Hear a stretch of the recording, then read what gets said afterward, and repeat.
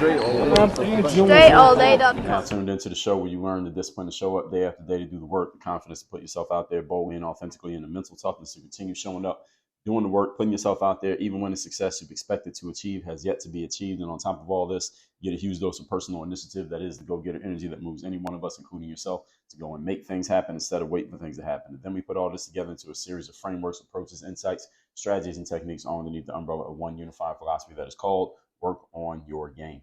My name is Dre Baldwin, also known as Dre All Day, and welcome to the show. And today's topic is how to have a sales conversation. Yes, there is a way to have a sales conversation.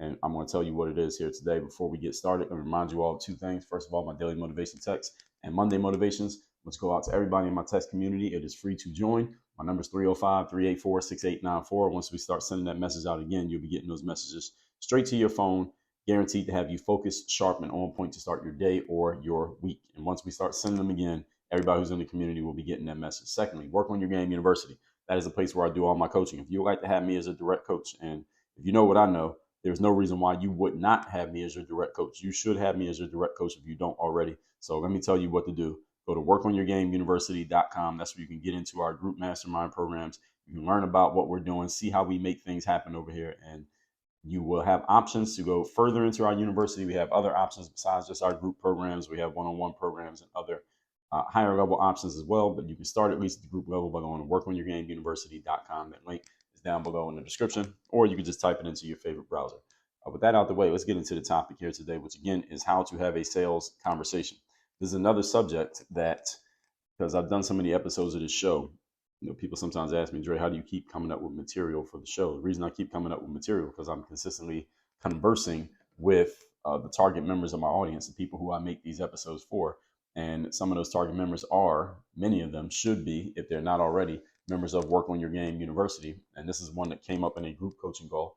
And it wasn't actually someone said, Dre, how do I have a sales conversation? It was a person explaining a sales conversation that they were having. They didn't really realize that it was a sales conversation, and they were fumbling the ball in this conversation based on the things that they shared on the call of what they were doing. And as I was explaining to them how they were fumbling the ball, i.e. messing it up and costing themselves money because they were doing the wrong things on the sales call, I thought to myself, I have not created an episode where I explained how to have a sales conversation, because if I had created one, I would have sent that link to this person from my group coaching call, from my mastermind call. I would have sent them that link and had them listen to this so they could understand what I had just explained to them. So now I'm recording this so that the next time I come across someone who is fumbling the ball during their sales conversations, I can just send them this instead of having to give the explanation all over again. So I can explain it one time and I can use this over and over and over again. All right, that's one of the purposes of creating content, by the way. So this is a subject, as I said, came up in the university. And I want to give you a high level understanding of how this works so you can understand what you need to know and also what you may not currently know or not currently doing and the gaps that need to be filled. And then as you come into our university, you will learn more of the details of how to make this stuff work. So I'm going to give you a high level here so that you know exactly what it's supposed to look like. And then you're probably going to have subsequent follow-up questions based on who you are, who you're selling to, and what you're selling. Come into the university for more of that. Got it? Good. Point number one. Topic, once again, is how to have a sales conversation. Number one, doing your homework. What does doing your homework mean? We talked about this in episode 1925. What I mean here is not necessarily the research you do on the person who you're talking to, but that is kind of part of it. What I mean is your marketing needs to be aligned with your selling. In other words, whatever you're selling, whomever you are selling to, and whatever you are asking in exchange to make that sale, your marketing should be aligned with that so that the sale is more easily done. In other words, your marketing is like the table setter for your sales. If you're having trouble closing sales, if you're having trouble closing sales, period, whether you're not talking to enough people, you're not getting enough of the right people, or you're getting a bunch of people, but those people are coming and they don't seem to be predisposed to understand what you're selling, is just too much of a struggle to close the sale with the people you are talking to, it's the marketing that you need to look at. It's not that you need to change your sales process or change your sales conversations. If you know that your sales conversation can convert when you're talking to the right person, then don't get frustrated with the sales process when your sales start to lag. What you need to do is look at your marketing process and ask yourself, how can I get more of those right type of people to the sales table so that I can make more sales? Because you already know your sales process works. It's just the marketing is not working. That's the issue. That's the thing you got to fix. That's why I have a marketing course, which you can get at workonyourgame.com/marketing. We have a marketing master course, which is separate from what we have in our university. It's a separate course. You go to workonyourgame.com/marketing, you get access to the marketing master course. Marketing is the homework that you do to make your sales easy. Everybody understand me? Okay. And this brings the right people to the table so that your selling is a whole lot easier because you're talking to the right people. If you're talking to the wrong people, you could be the best salesperson in the world, you're not going to sell anything.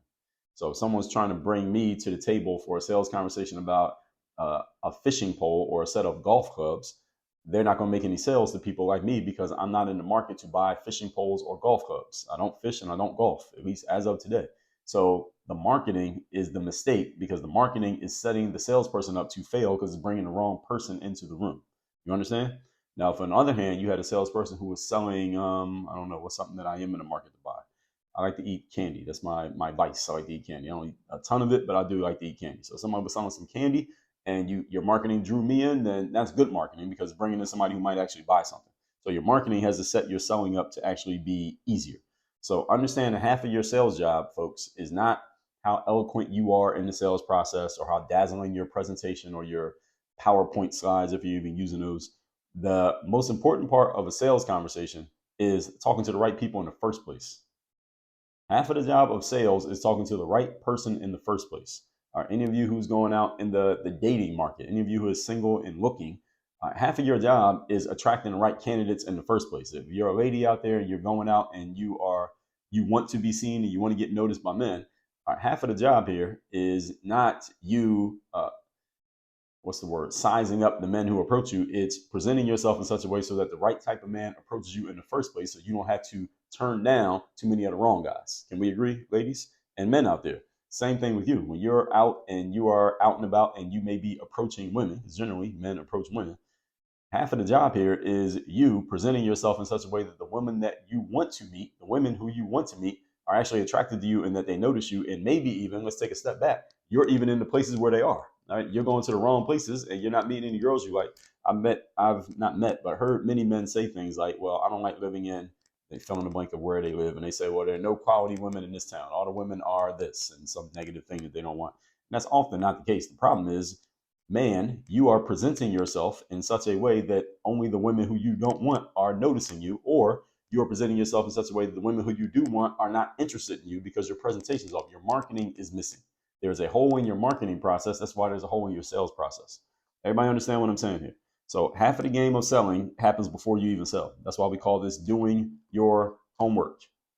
Okay, you don't want to be having sales conversations with anyone and everyone. You only want to be talking to ideal prospects. So in the seller's game, it's not a matter of just having as many conversations as possible. There is a time and a place for that. But me, let's say, for example, in my world, in the sales world, I don't want to have as many sales conversations as possible. I want to have sales conversations with the right type of people who are ready to buy. I remember I knew this guy years ago. He was in my neighboring building that I used to live in.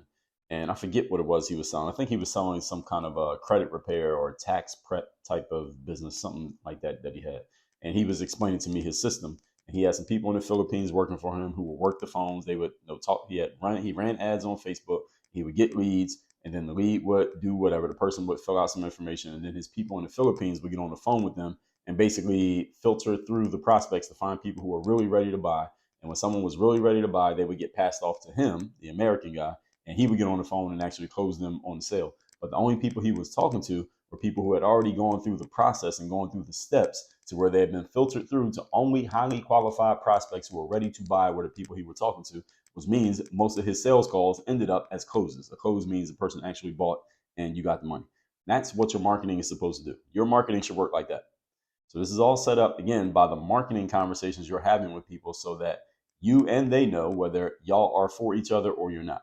So your content, your websites, your advertising, your presentation, all of this is part of your homework. You are doing this to draw in the right people and push away the wrong people. That's what your marketing should do. So I talked about attraction marketing here on the show. I've also talked about a concept that I call rejection marketing. And I like to think that I made that up. I never heard anybody else say it. I came up with the concept rejection marketing. Talked about that in episode 1364, by the way. So if you haven't heard me talk about it, that's where it is. Attraction marketing, I never did a full episode on the subject, but if you reject enough people, you're going to attract the right people all at the same time. So if you don't like the people who you are bringing in, or you don't like the people who you're having sales conversations with, look at your marketing. All right, something about your marketing is attracting those people, and you need to fix that. Point number 2, Today's topic, once again, is how to have a sales conversation. Number two, when you are actually in the conversation, concept of framing. This is very important. What does framing mean? Framing means letting people know how things are going to go and why, and then sticking to your script. That's what framing is. Framing is letting people know what is expected to happen, and then whatever you told them was going to happen, it happens. That's what framing is. When you do a poor job of framing, here's what happens. You lose control of the conversation and nobody gets what they want. You don't get what you want because you're not controlling the conversation. And the other person doesn't get what they want because you didn't direct and control them. When you are a salesperson, you are in control of the conversation. Someone's coming in to have a conversation with you about your product. You control the frame, you control the conversation. I talked about framing in conversations in a couple episodes, episode number 2400 and 2401. If you haven't listened to those, go listen to them now. In Work on Your Game University, I can teach you how to frame a sales conversation. And many of you who is going to be in sales conversations, you must learn how to do this because it allows you to control and direct the conversation. And it's very important because in communication, people can go in a million different directions. Over the course of a day, a human being has who knows how many thoughts. I'm sure there's some data or statistics on how many thoughts we have over the course of a day. And many of those thoughts can turn into words. And if you don't frame a conversation and direct a person's thoughts and words, the conversation go in a million directions and you never get to the point. And it's not their fault, it's your fault. It doesn't matter how unwired another person is. If you frame and direct the conversation the proper way, you can keep a person doing what you want them to do and direct them in the direction where you want things to go. So framing is a very important skill. It's a soft skill that you have to develop and utilize every time you're having a sales conversation. So I will teach you how to do that again inside the university. Again, that's workonyourgameuniversity.com. So you can at least move things as you do this, you get good at it. You can at least move things along in the direction in which you want them to go. Even if the person still ends up not buying, at least they know what they're saying no to, and you got the information you needed and they got the information they needed. If you don't frame the conversation properly, none of those things happen and you probably still don't make a sale. So if you don't have control of the frame, you won't even have the respect of your prospect, let alone when you get them to give you any money. And they need you to direct them and guide them because as a salesperson, they're expecting you to be an expert at what you're doing. And you need to present yourself as one. And experts usually control the frame. They tell people exactly how things are going to go and why and what, and they direct people where they want to direct them. And understand that human beings, we spend our entire lives being told what to do. We spend our lives following directions. We do it as children at daycare. Then we go to school, regular school. We follow directions for 15 or so years in school. Then we get out of school and we go get a job. And what do? We follow directions. And then we die. We spend our entire lives being told what to do and following directions, which means if you tell people what to do and give them directions, guess what they're going to do? They're probably going to follow it. They're going to conform and comply to what you're asking them to do or telling them to do. All you have to do is step up into your position as a leader and actually direct people. They will follow. You'll be surprised. Point number 3. Today's topic, once again, is how to have a sales conversation. Number 3, have a process for going through a conversation and asking for the sale. There must be a process to this. When you are having sales conversations, there should be a process, should be step by step. I'm going to find this out first. I'm going to ask this. I'm going to share this. Then we go to this piece. Then we go to this piece. Then we go to this piece. There needs to be a format to how you have your sales conversations. And there used to be a time for me as a salesperson when I did not have a format for my sales conversations. I wasn't that good at framing it because I didn't understand the concept, and I didn't really have a step-by-step process that I would take people through in a sales conversation. I would still be able to close sales because my marketing was dialed in and I was bringing the right people in. So even if I was kind of not that good I wasn't that good process wise, but as far as communication wise, listening and speaking, I've always had that skill, at least as long as I've been having sales conversations. So I was still able to close sales. But once I put a process in place, now it's a lot better. Now it's a lot better. Now I can even be at the point where I can pass sales conversations over to other people and let them have the conversations instead of me having the conversations because there's a process that everybody is following. And that allows me to offload some work, that allows me to multiply my efforts.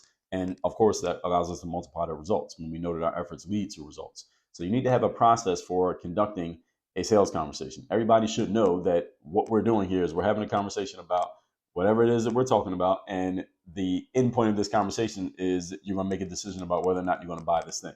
Doesn't mean you need to actually say that. Doesn't mean you need to announce it. But there are some sales conversations where that is announced. All right. The reason we're having this conversation is we're going to talk about A, B, C, and D, and we're going to decide if it's feasible or if it makes sense for our company to move forward with your company and for us to do business together. Sometimes that is said at the beginning of a conversation, like literally said out loud.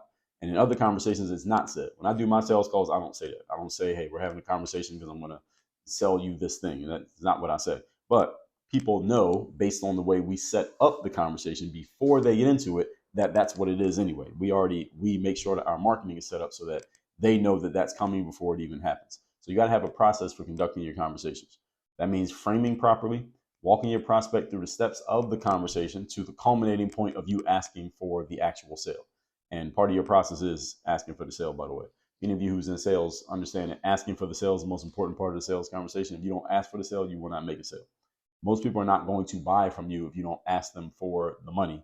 Even if they want to give you money, if you don't ask them for it, they probably won't do it. Because again, what I just tell you, people spend their entire lives following directions, being told what to do, and they will comply when they are told what to do. But if you don't tell people what to do, and an ask is a form of telling someone what to do, you're giving them a choice, but you are telling them, hey, if the answer is yes, then you're going to do this, and the answer is no, you're going to do that. But you're directing it. By asking a question, you are directing it. Because remember, the person who asks the questions controls the conversation.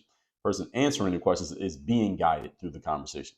Just picture a lawyer examining a witness on the stand in a courtroom. The lawyer is controlling the conversation. Why? Because the lawyer is asking all the questions. If you're answering the questions, you can only speak based on what is being asked of you. So you may have a whole bunch of things you want to say, but if the lawyer doesn't ask you a question that brings you in that direction, then you can't say it. So the person controlling the questions controls the conversation. So this is why your process matters so much as a salesperson. And again, in the university, I will train you and coach you on this based on what you're selling and to whom you are selling. When your process is clear, you can get through the entire conversation without a whole bunch of distractions and detours. And you can get through the conversation the same way with every single prospect. Again, it doesn't mean you're interviewing them. Like they answer a question, then you go to the next one, and there's 15 questions. It doesn't have to happen that way. You can be fluid enough based on what they're saying, and you may dig deeper on some things that you hear or something that maybe they heard. But when you have a clear process, the process should look pretty much the same every time. When you don't have a clear process, this doesn't happen. All right, so it's one or the other. So all of you salespeople listening to this, ask yourself, is the sales conversation happening the same way every time that I'm having it? The answer is no. And for most of you, I know from experience, the answer is no. Then what you need to do is put a process in place so that your conversations are not looking and sounding different every single time. So when you have a process, and again, this goes back to what we talked about in yesterday's episode, documentation, documentation, documentation. When everything is documented, then there is no reason for the process to not be followed. But if nothing is documented, then you don't have a process. Everybody got me? This is why the process matters so much. All that out the way, let's recap today's class, which is how to have a sales conversation. Again, this is another thing that came up in one of our mastermind coaching calls. So if you're not a member of our university yet, go to workonyourgameuniversity.com. You can join right now. As soon as you open the page, you'll see a button right there. You can click on that button and join the university right now on the spot so that you can be privy to these conversations. And you can ask your questions to which I can help you and coach you on how you can do these things, again, whether it be sales or anything else involved in your business or your life. Number one, doing your homework. Doing your homework means your marketing. Your marketing needs to be setting your selling up to be easy. If your sales are hard and you feel like you're grinding too hard in your sales conversations, is because your marketing is making it hard for you. Fix the marketing and the sales will be easy. Number two, in the conversation, you must get good at framing. That's letting the person know what you're there for, what you're going to do, how the conversation is going to go, and then you controlling the conversation. Never let your prospect take control of the conversation. They won't respect you and damn sure are not going to buy from you. Number three, have a process for getting through the call and asking for the sale. And framing is part of your process. So you frame up front and then you actually follow your own process. Whatever you said was going to happen, actually do it. So have a process for going through the call and actually asking for the sale, because if you don't ask for the sale, you will not make the sale. No one will buy if you're not asking for the money. And you got to have a process for going through everything, and your sales call should all sound and look pretty much the same every single time. Again, even if some buy and some don't, they should all be going through the same process. And when you have clear documentation of what you're doing, then the process is easy because it's already written down. All you got to do is follow your own instructions. All that said, text me, see you on my text community. Numbers down below in the description. And workonyourgameuniversity.com. That's the place you can get coached by me directly. If you want to have me as your direct coach, that is the one way to do it. That's workonyourgameuniversity.com. Link is down below in the description. Work on your game. Dre all